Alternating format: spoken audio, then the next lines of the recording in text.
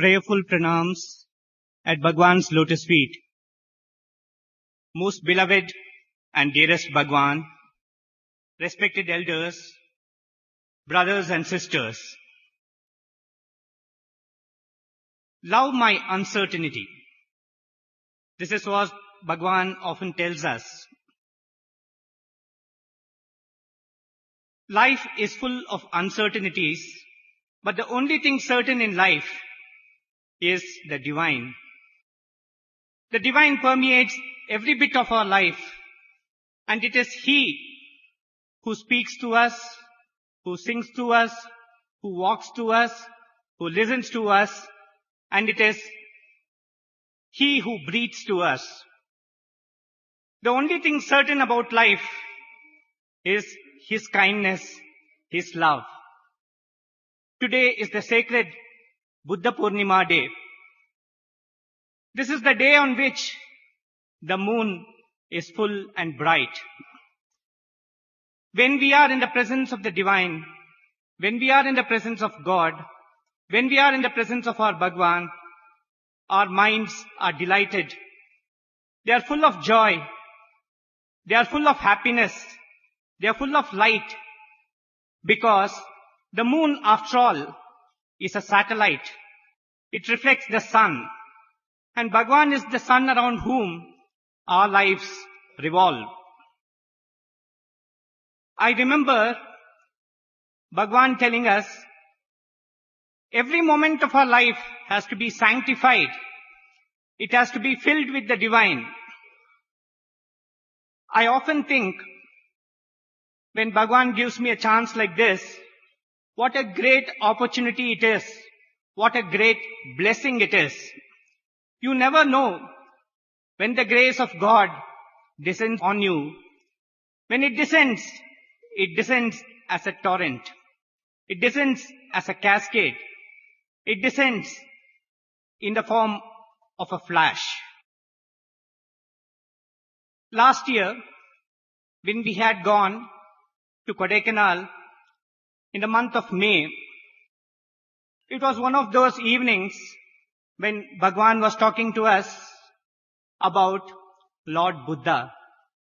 He talked of the peace, of the serenity, of the beauty that the Lord Buddha embodied. And then, even as he was talking to us, he waved his hand and materialized an idol of Buddha. He said, this is very special. It is made out of the Lumbini soil. And he said, when you keep this in front of you and meditate, you will get peace of mind. It is not only this incident, but whenever we are with Bhagwan, we are always given the privilege of peering into the past and peeping into the future. I'll narrate a couple of instances in this regard. It was the year 1977 when I was a student in the second degree class at Vrindavan. It was the Krishna Janmashtami day and Bhagwan had gone to Ooty. In the evening, we had a cow procession, and at the end of it, when I was sitting in the hostel, the warden came and asked me to speak that evening. In the evening, when I spoke in the hostel, I spoke about the Leelas of Lord Krishna, and I said, Lord Krishna and Lord Sai are the same Lord. During the times of Gopikas, there were times when they would feel very proud of themselves that the Lord was their own, and then He would suddenly disappear. I said, it happens to all of us. We think that the Lord has incarnated only for our sake, and then the Lord gives us the slip. But when we crave for His presence, when we really pine for Him, He will appear. And without my knowledge, I said, maybe if we pine strong enough, then He would come and sit on this jhula which is next to me, and He would give us darshan. After a few minutes, when we were having dinner, we got a phone call. Someone told us, passed down a message to us, Bhagwan is arriving at Vrindavan. He will be there at 10 p.m. So, all of you be ready. So naturally we were very delighted. We rushed to the mandir and Bhagwan came. Then he asked us, when is Krishna Janmashtami? And all of us looked very sad. Then Swami said, tomorrow we'll celebrate Krishna Janmashtami. And the next morning, Bhagwan came out for darshan. He looked at all of us and said, yesterday I was present with all of you in the hostel. And then he looked at me and said, you gave a speech. Then he looked at the boys and asked, what do you want? One boy said, Swami, please come to the hostel. And before we knew it, Bhagwan walked to the hostel, sat on the jhula and looked around at all of us and asked, what more do you want? Someone was quick enough to say, Swami, please give us a discourse this evening. Swami said, okay, what else do you want? Swami, we want to have dinner with you. Okay, what else do you want? We were running out of ideas. The Lord was in such a giving mood. Then, even as we were sitting there, the warden said, Swami, some old photos of Bhagwan we would like to have. Bhagwan said, okay, go and get it. He sent some boys. And then he stood there and got the entire prayer altar arranged. When he arranged the entire altar, he looked at one spot in the middle and said, that spot is little empty. There should be something kept there, isn't it? Called one boy and said, go to the gate. Madurai Chettiar has come. He has brought a Krishna idol. Get it. So this boy rushed to the gate and he asked the watchman where Madurai Chettiar was. The watchman said, sir, he has not yet come. He has not come. Even as they were conversing, a car arrived and Madurai Chettiar came in that. This boy rushed to the car and said, sir, Swami said that you have got something for him. He said, no, I have not got anything. Then he looked at his wife. They conversed a little. Then he said, no. Then the boy remembered it was an idol. He said, sir, Swami said you got an idol. Immediately both of their faces lit up. They opened the boot of the car and got the Krishna idol. The idol was taken and it was placed. Swami said, keep it there, and it exactly fit the place. And in the evening when Swami arrived, Swami gave us a discourse in which he narrated how Krishna was named.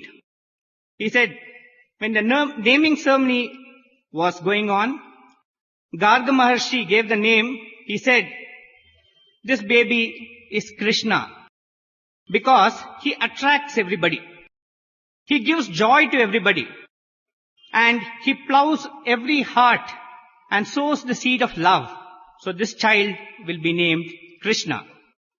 And at the end of it, Swami said, at that time, the grandmother gave Krishna a beautiful necklace.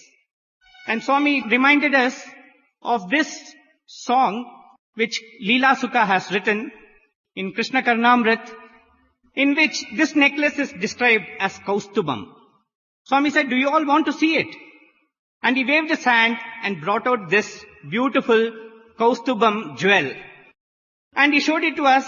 It was a beautiful emerald, around which there were 4 rows of diamonds. And Swami put it around the Krishna's neck, that idol's neck. This was one incident, a peep into the past. What about the peep into the future? This also Bhagwan does.